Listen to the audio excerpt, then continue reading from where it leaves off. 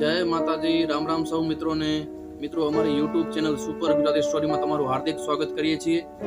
મિત્રો, આજે આપણે એક સત્ય ઘટનાની સ્ટોરી સાંભળશું, જે ઉત્તર પ્રદેશમાં એક કિસ્સો ઘટ્યો છે.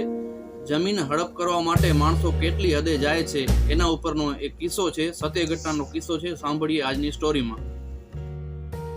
ઉત્તર પ્રદેશના આરોઈ જિલ્લામાં એક વિચિત્ર કિસ્સો સામે આવ્યો છે, જ્યાં જમીન હડપ કરવા માટે સરકારી કાગળોમાં એવી હેરાફેરી કરવામાં આવી હતી કે એક મહિલા 8 વર્ષની ઉંમરે 3 પુત્રોની માતા બની ગઈ.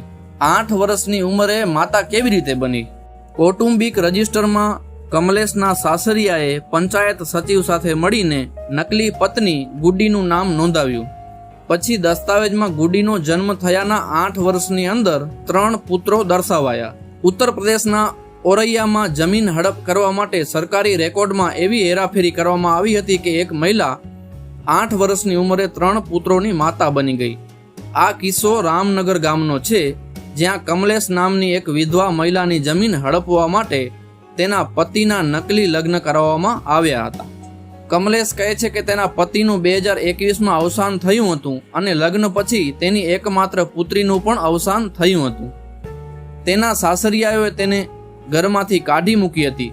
ત્યારબાદ તે તેના પિયરમાં રહે છે. કાગળ પર 8 વર્ષની ગુડ્ડી 3 બાળકની માતા બની.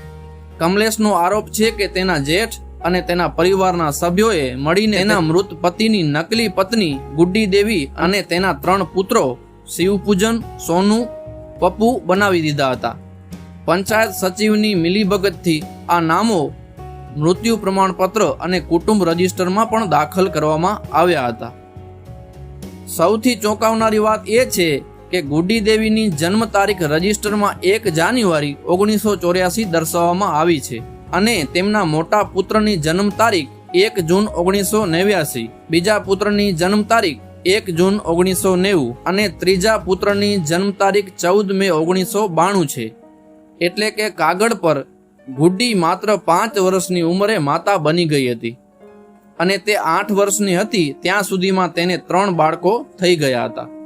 કમલેશે આ છેતરપિંડી અંગે કુલ 12 લોકો સામે ફરિયાદ નોંધાવી છે. બ્લોક ડેવલપમેન્ટ ઓફિસર અજીતમલ અતુલ યાદવે જણાવ્યું હતું કે સીડીઓએ આ મામલે તપાસનો આદેશ આપ્યો છે.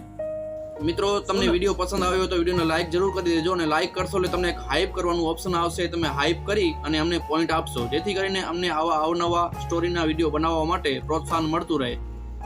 મળીશું એક નવી સ્ટોરી સાથે, નવી વાત સાથે. ત્યાં સુધી સૌને જય માતાજી, રામ રામ.